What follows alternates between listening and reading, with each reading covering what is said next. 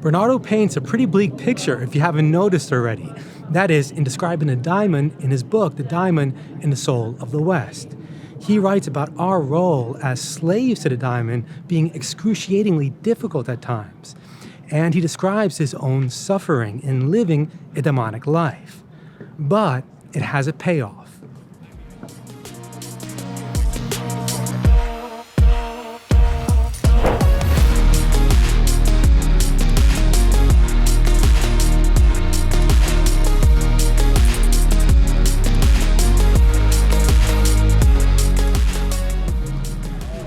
Bernardo's arguments seem to contradict his friend Rupert Spira's teachings at times. In Rupert's recent Substack article, The Unchanging Light of Awareness, he writes, "Take one small step back from the content of your experience to the presence of awareness that you essentially are. See that the awareness that you essentially are is the ever-present background of your continually changing experience." And he goes on further, "The awareness that is aware of the experience of reading these words now is the same awareness and in the same condition as the awareness with which you were aware of your experience when you got up this morning. It is the same awareness that was aware of whatever you were experiencing last week, last year, or 10 years ago." Okay, and then later he ends the article with the famous movie screen metaphor, which describes our true being as the background existence of the movie screen, that pure canvas on which all experiences, all events in our lives play out. The movie can't taint the screen, can't disturb the screen, it can't change the screen. It is always that underlying reality behind it. And yet the movie is nothing other than the screen on which it appears. It's made of the same stuff. Just like all of our experiences, who we think we are as finite, limited minds, is nothing other but that pure awareness that Rupert's talking about here. That background existence of an undisturbed, unconditionally, always peaceful awareness. He writes, "The movie is made of the screen on which it appears. The wave is made of the ocean from which it rises. All experience is made of the very awareness within which it arises. All experience is a temporary modulation of the luminous, empty substance of awareness itself."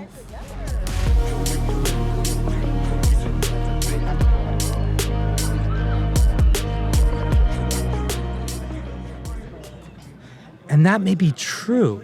What we ultimately are is this pure awareness, this unchanging awareness at the most fundamental level. But relatively speaking, we seem to be this separate self. We seem to be an ego. And that's an illusion. That is how it's considered in these Eastern spiritual traditions, but also in the Western tradition that Bernardo Kastrup writes about in this book. But it's approached differently by the Eastern and Western mind. He writes, "Both the Eastern and Western mind have also understood that the ego, the seat of personal identity, the narrative self born on this date, who does this and that for a living, prefers this or that food, etc., isn't who we really are. Both have understood that our real nature far transcends the ego. But then again, they differ in how they respond to this insight. The Eastern mind seeks the dissolution of the ego through the removal or denial of its contents, like Rupert is famous for doing, by getting to realize what you are not. You're not this, you're not that. What is that one thing that remains consistent, that you know yourself to truly be, beyond all the changing experiences that you have?" And then Bernardo goes on further to write, "The Western mind, in turn, achieves the experience of true identity by addition, by enriching our sense of self to a point where the ego becomes diluted in a much broader context."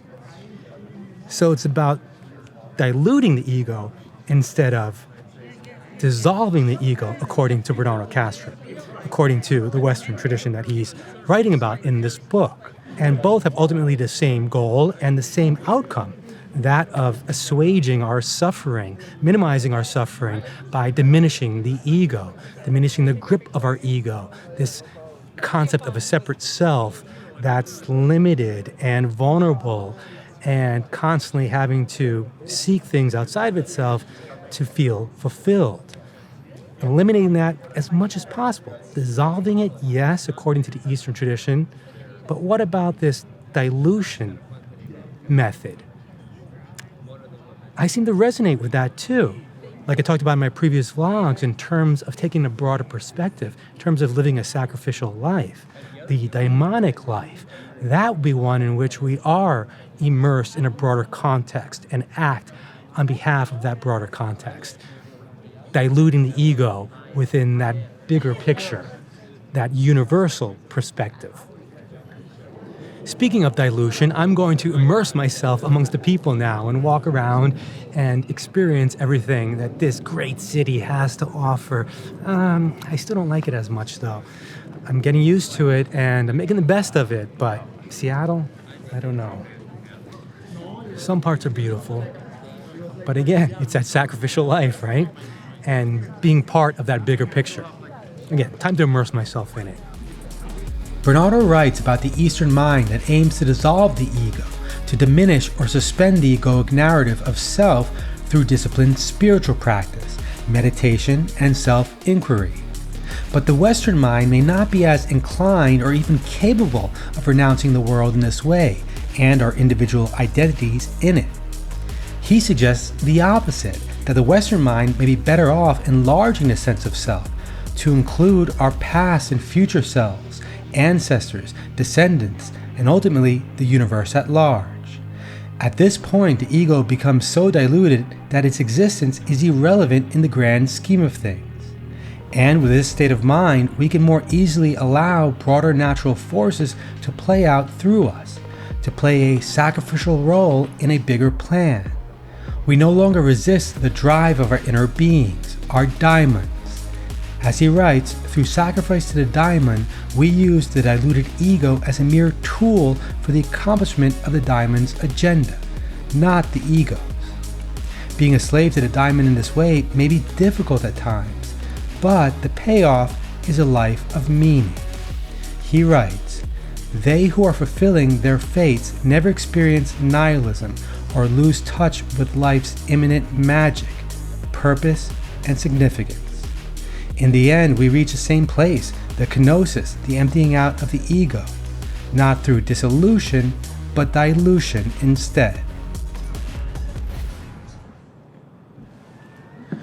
So whether dissolving the ego or diluting the ego, that's the name of the spiritual game. And I don't know which one I prefer yet, but maybe that's just a consideration of the ego anyway. Whatever's going to happen is going to happen through me. Maybe I don't have much say in that. I'm not the one that gets to decide. Let thy will be done. And maybe my job is just not to get in the way. It's hard to though, because of the damn ego.